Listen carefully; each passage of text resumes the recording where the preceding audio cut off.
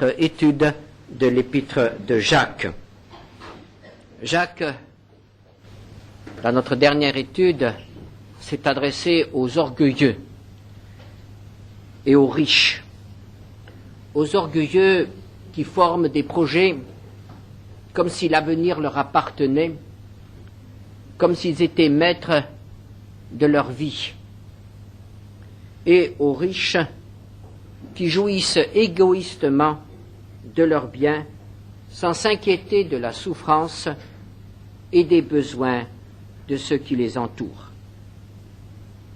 Et nous arrivons ainsi au dernier verset de cette épître, chapitre 5, verset 7. Soyez donc patients, frères, jusqu'à l'avènement du Seigneur. Voici le laboureur attend le précieux fruit de la terre, prenant patience à son égard, jusqu'à ce qu'il ait reçu les pluies de la première et de l'arrière-saison.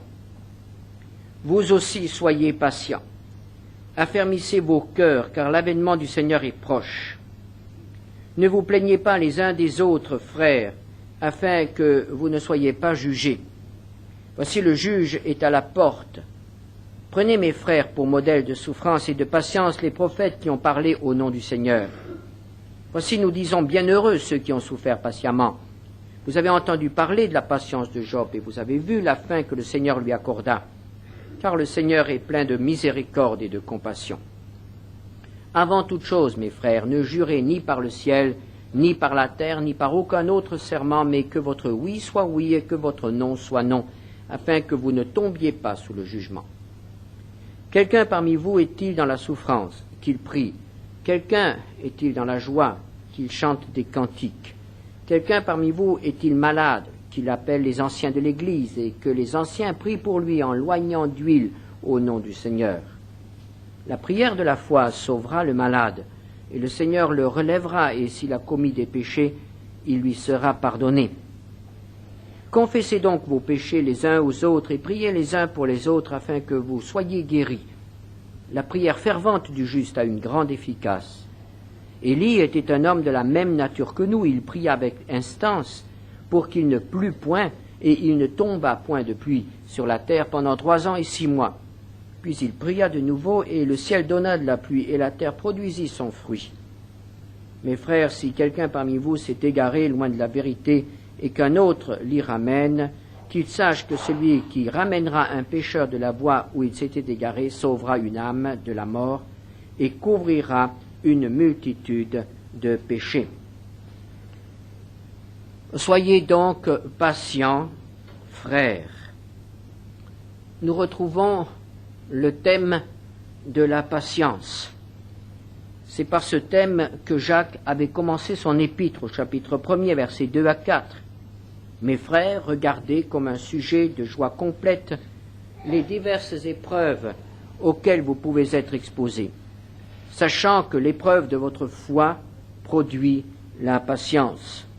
Mais il faut que la patience accomplisse parfaitement son œuvre, afin que vous soyez parfaits et accomplis sans faillir en rien. Et au verset 12 du même chapitre, heureux l'homme qui supporte patiemment la tentation, car après avoir été éprouvé, il recevra la couronne de vie que le Seigneur a promise à ceux qui l'aiment.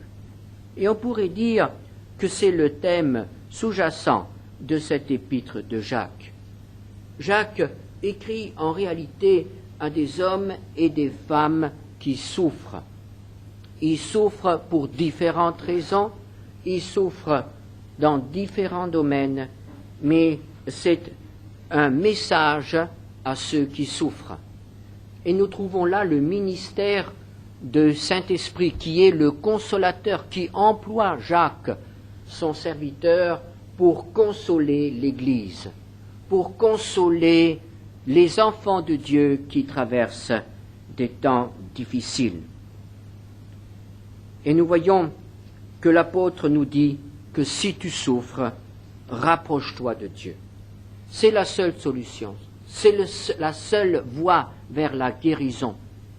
La souffrance doit nous rapprocher de Dieu et non pas nous éloigner de lui, non pas nous renfermer sur nous-mêmes. Nous avons tendance à nous recroqueviller sur nous-mêmes, à nous replier sur nous-mêmes.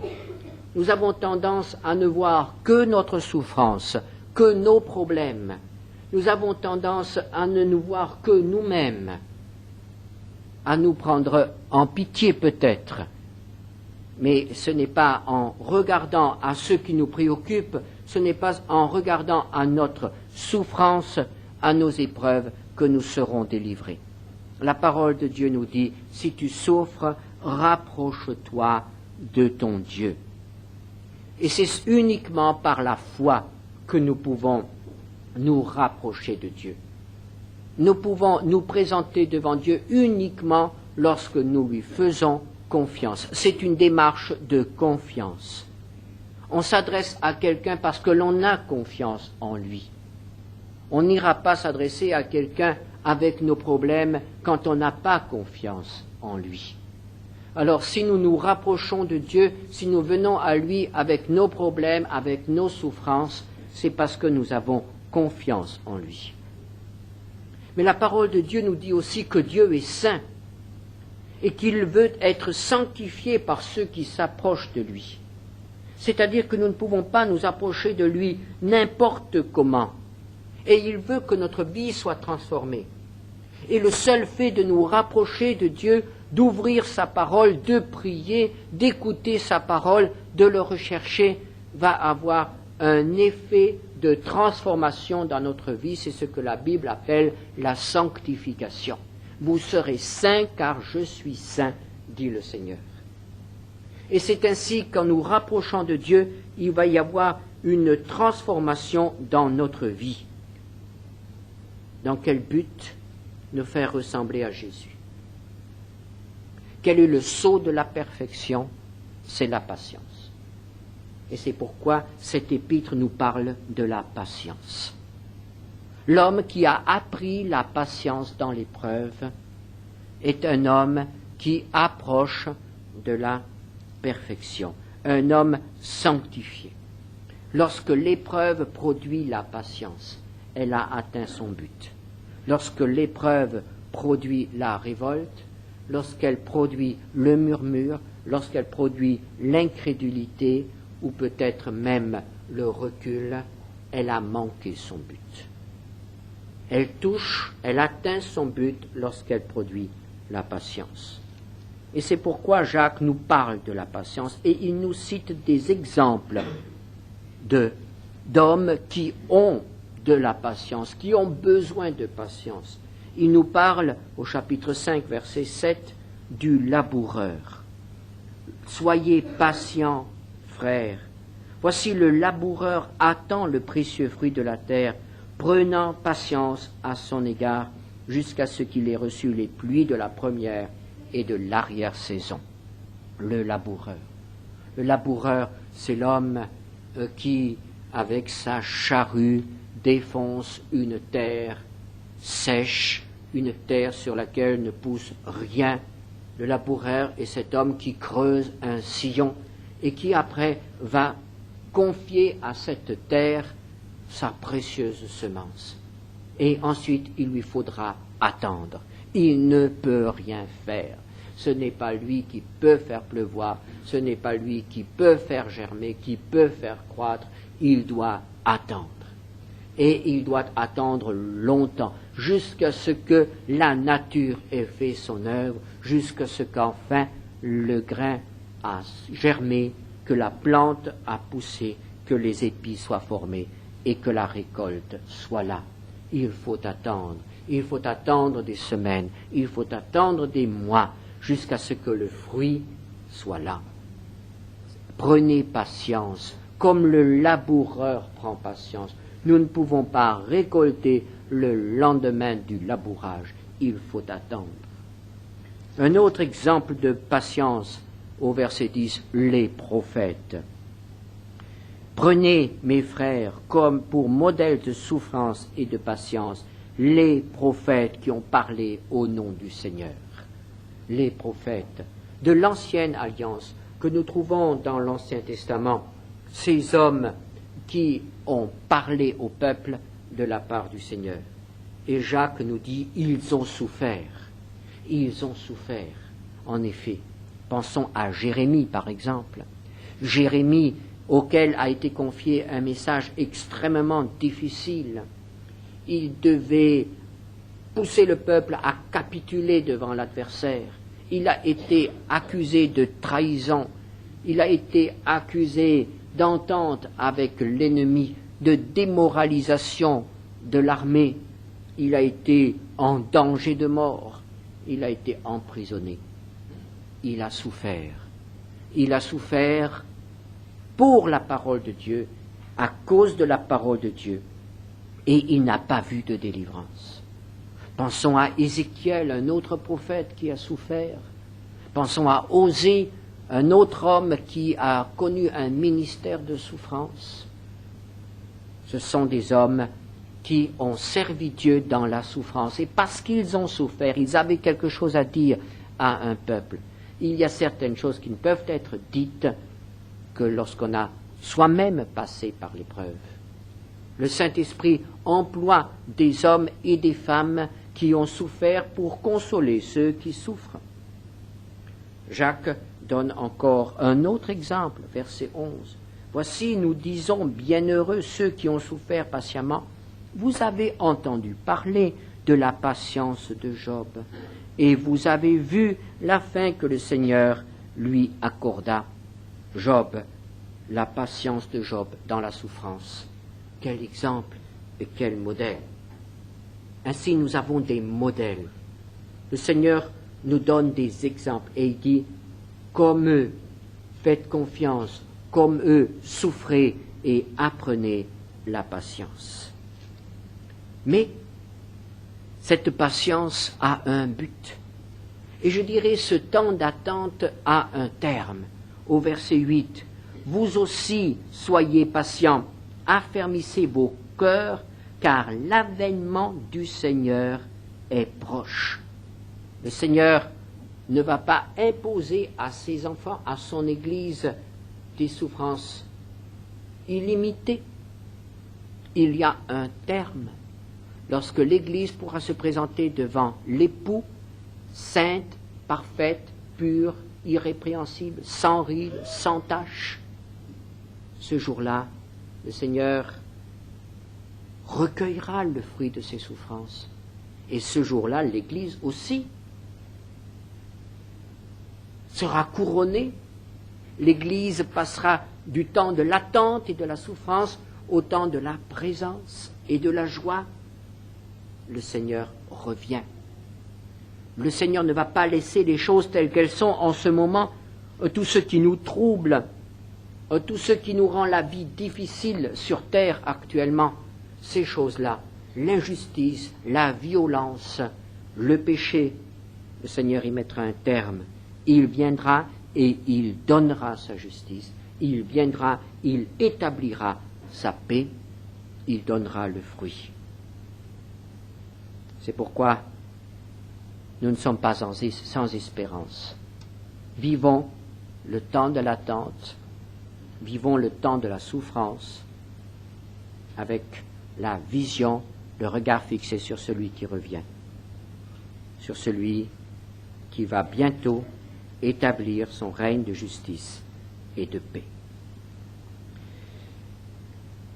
Et à partir du verset 13, Jacques aborde encore la question de la prière. Car évidemment, dans l'épreuve, il y a un recours, il y a la prière.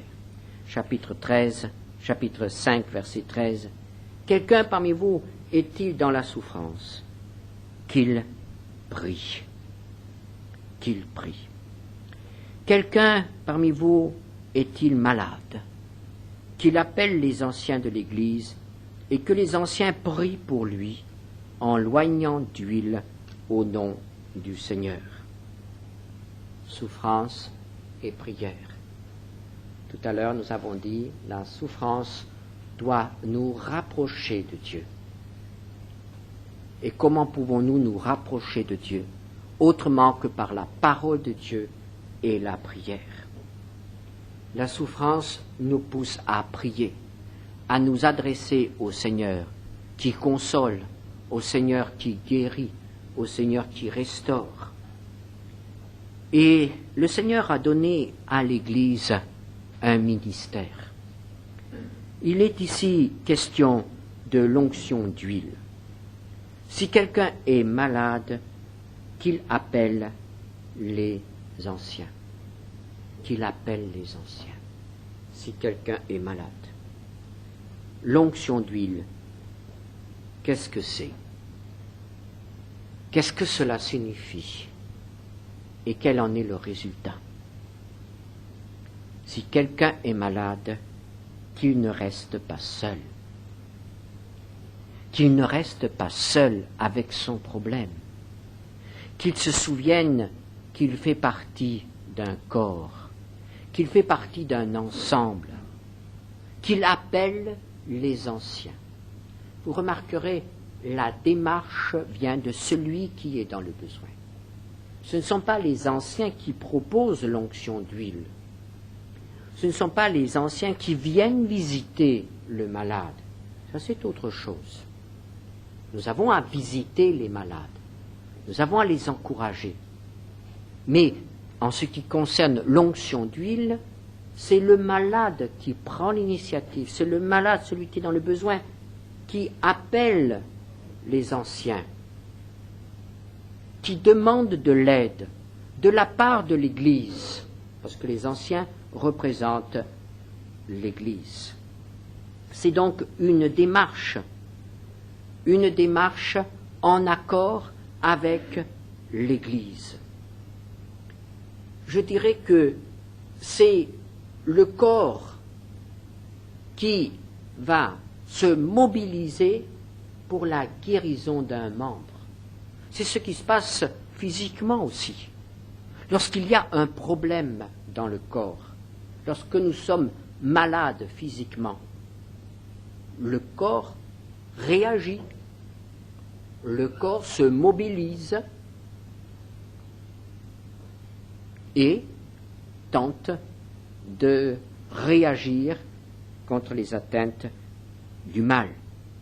Et de même spirituellement, le corps qui est l'Église va se mobiliser en faveur du membre qui souffre, du membre qui a fait appel à lui. C'est dans la perspective du corps de l'Église qu'a lieu cette démarche. L'onction d'huile. Nous avons là une très ancienne coutume donnée par le Seigneur. L'onction d'huile, il s'agit en réalité d'une huile parfumée, d'un parfum. C'est l'huile avec laquelle était oint le souverain sacrificateur. C'est l'huile avec laquelle on oignait le roi, on oignait les prophètes. Tout cela était dans l'Ancien Testament le symbole du Saint-Esprit. Nous n'avons pas, nous, dans la pratique, à avoir cette même huile parfumée. Cela est même interdit par la Bible. De l'huile normale suffit. Ce n'est qu'un symbole. Mais c'est le symbole du Saint-Esprit. Lorsqu'un malade demande l'onction d'huile, il demande le secours du Saint-Esprit. Il demande l'intervention de l'esprit de vie. Il demande l'intervention de l'esprit de résurrection. Il reconnaît son besoin d'être renouvelé, d'être restauré. Et que font les anciens lorsqu'ils oignent d'huile? Que font les anciens lorsqu'ils imposent les mains aux malades? Ils le confient à l'esprit de vie, à l'esprit de résurrection, et ils demandent à l'esprit de résurrection d'intervenir dans ce corps et de guérir, de restaurer. Cela toujours en relation avec l'Église. Toujours. C'est l'Église qui agit ensemble avec le Saint-Esprit. C'est cette unité qui est importante. L'Église prie. Et l'apôtre Jacques dit que la prière est efficace. Et il cite un exemple, l'exemple bien connu du prophète Élie, qui a prié, et pendant 3 ans et demi, il n'y eut pas de pluie. Puis il pria de nouveau. Et nous avons à l'esprit cette scène du prophète qui est à genoux sur le mont Carmel et qui prie. Le ciel est bleu, il reste bleu, désespérément bleu. Et chaque fois, le serviteur revient sans annoncer le moindre petit nuage, jusqu'au moment où il voit au loin un tout petit nuage. Alors Élie sait qu'il a été exaucé. Il a prié jusqu'à ce que la pluie tombe après 3 années et demie de sécheresse totale, sans une goutte de pluie. La prière a une grande efficacité. Et c'est pourquoi l'apôtre Jacques nous dit que la prière fervente du juste a une grande efficacité. Et il dit ici que nous avons à prier et que le Seigneur, verset 15, sauvera le malade. Qu'est-ce que cela veut dire, sauver le malade? Cela ne veut pas dire forcément que le malade va être guéri physiquement. Dans notre expérience dans l'Église, nous avons déjà eu plusieurs cas différents. Nous avons connu des guérisons immédiates ou, après un petit laps de temps, des guérisons. Nous avons aussi connu d'autres expériences. Par exemple, qu'après avoir oint un malade, ces malades ont eu une très très grande paix et se sont endormis dans la paix du Seigneur. À plusieurs reprises, à ma mémoire, j'ai eu l'occasion d'oindre d'huile avec les anciens des malades qui sont morts, l'une la nuit même et l'autre très rapidement après, dans la paix. Le Seigneur a repris son enfant à lui, a mis un terme à ses souffrances. C'est ainsi que lorsque nous, les anciens, nous répondons à l'appel de quelqu'un, nous lui disons, c'est pour la vie, c'est pour la mort, c'est pour la guérison, le Seigneur répondra. Le Seigneur répond. Il répond toujours lorsque l'Église se mobilise et lorsque l'Église prend au sérieux sa parole et fait usage de ce que Dieu lui a confié. La Bible dit ici, le Seigneur sauvera. Il sauvera à sa manière. Ce n'est pas à nous de dire comment il doit sauver. Et là intervient encore un autre élément. Vous l'avez certainement remarqué lorsque je lisais ce texte tout à l'heure, intervient le péché. Et en effet, nous voyons au verset 15, la prière de la foi sauvera le malade et le Seigneur le relèvera. S'il a commis des péchés, il lui sera pardonné. Ainsi, il peut y avoir une relation directe entre le péché et la maladie. Très souvent, c'est le cas. Lorsque l'enfant de Dieu n'écoute pas les avertissements du Seigneur, lorsque l'enfant de Dieu ne se laisse pas redresser par la parole, Dieu est obligé de parler un autre langage. Un langage qui fait mal, un langage qui nous arrête dans nos activités, un langage qui nous pousse à crier au secours. il peut arriver que la maladie soit conséquence du péché. Mais dans ce cas, il ne faut pas généraliser. Cela ne signifie pas que tous les gens qui sont malades, que tous les gens qui ont des infirmités ou qui ont des problèmes de santé ou autres sont des pécheurs, alors que les gens qui sont en bonne santé sont des personnes que le Seigneur approuve totalement. Non. Mais il peut arriver que le péché ait une relation directe avec la maladie et soit d'ailleurs l'origine à la cause de la maladie. Et voici la voie que le Seigneur indique alors dans ce cas. Au verset 16, « Confessez donc vos péchés les uns aux autres et priez les uns pour les autres, afin que vous soyez guéris. » Alors, confessez vos péchés les uns aux autres. Certains pensent trouver ici l'origine, ou tout au moins la justification du confessionnal. Mais nous ne trouvons nulle part ici une indication. Le Seigneur ne dit pas « va trouver le pasteur et confesse-lui tes péchés », « va trouver le prêtre et confesse-lui tes péchés », ou même « va trouver un ancien et confesse-lui tes péchés ».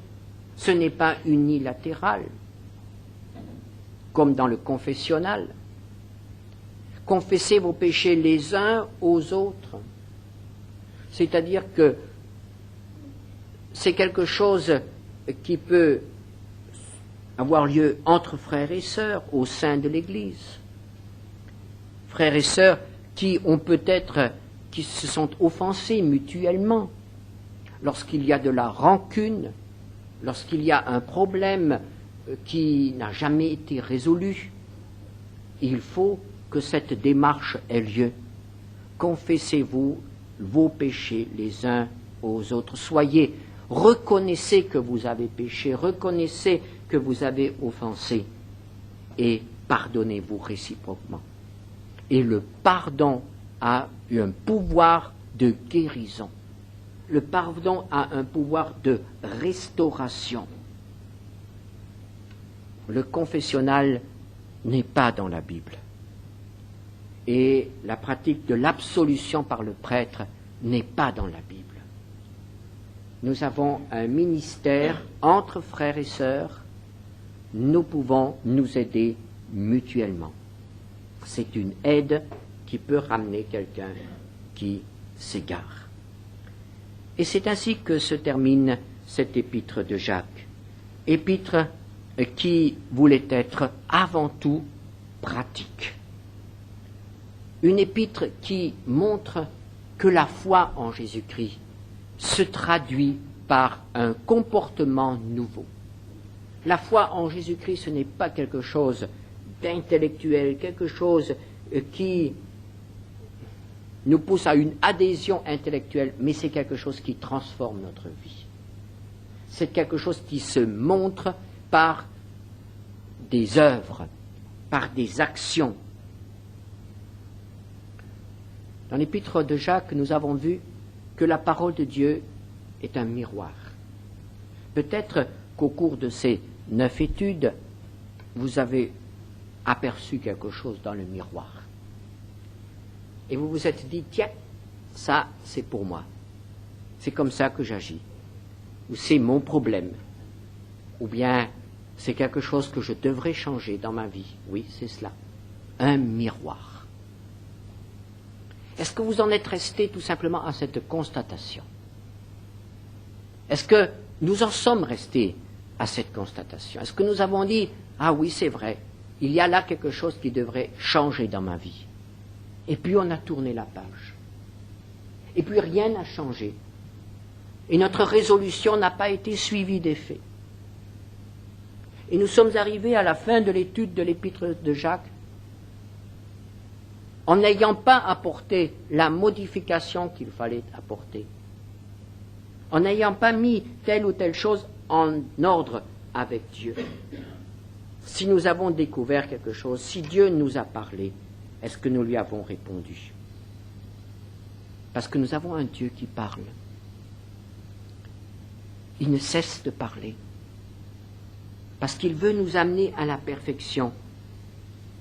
Il est exigeant parce qu'il nous aime. Nous sommes toujours exigeants avec ceux que nous aimons. Les choses commencent à mal tourner lorsqu'on se désintéresse des gens. Lorsqu'on se dit, mais qu'il fasse ce qu'il veut. Cela ne m'intéresse plus. Cela ne me préoccupe plus. Et c'est la pire des choses qui puisse arriver à un chrétien. Lorsque Dieu abandonne son action dans sa vie, lorsque Dieu cesse de lui parler, lorsque Dieu cesse de le reprendre et de le châtier, lorsque Dieu cesse de lui montrer dans la parole de Dieu ce qui ne va pas. C'est la pire des choses qui puisse arriver à quelqu'un lorsque la Bible ne lui parle plus, lorsqu'il peut lire des pages et des pages sans être concerné par quoi que ce soit. Alors là, attention, c'est le feu rouge et il faut stopper immédiatement. Car lorsque Dieu ne parle plus, c'est que nous avons depuis trop longtemps fait la sourde oreille. Mais Dieu parle à ses enfants, Dieu parle à ceux qu'il aime, il est exigeant pour eux, il est exigeant, parce qu'il nous veut parfaits, parce qu'il veut que nous dépassions nos limites, parce qu'il veut que nous soyons débarrassés de nos scories et de nos entraves et de tout ce qui nous empêche de le servir, parce qu'il veut que notre cœur lui appartienne entièrement. Il veut que nous l'aimions du premier amour. Que répondrons-nous? Nous pourrons encore lui répondre, Seigneur, poursuis ton œuvre. Seigneur, ne m'abandonne pas. N'arrête pas le tour sur lequel tu m'as placé, le vase qui est en train d'être formé. N'abandonne pas ton travail. Continue à mettre ta bonne main sur moi jusqu'à ce que le vase soit devenu parfait. Continue à mettre l'or dans le creuset jusqu'à ce qu'il soit pur, parfaitement pur. Mais cela signifie évidemment bien des épreuves, bien des difficultés. Et c'est pourquoi nous voulons garder dans notre cœur ce message de l'apôtre Jacques. Soyez donc patients, frères, patients, et affermissez vos cœurs jusqu'au jour de l'avènement de celui que nous attendons. Amen.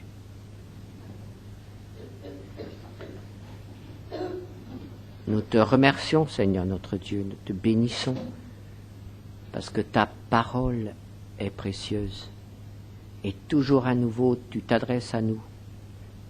Oh, si vous pouviez écouter ma voix, dis-tu, votre paix serait comme un fleuve.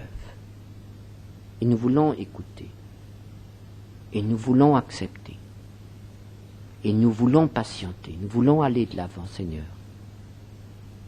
pour que nous devenions vraiment un jour ce que tu as fixé pour chacun d'entre nous, d'après le modèle parfait qui est ton Fils, notre Seigneur Jésus-Christ. Amen.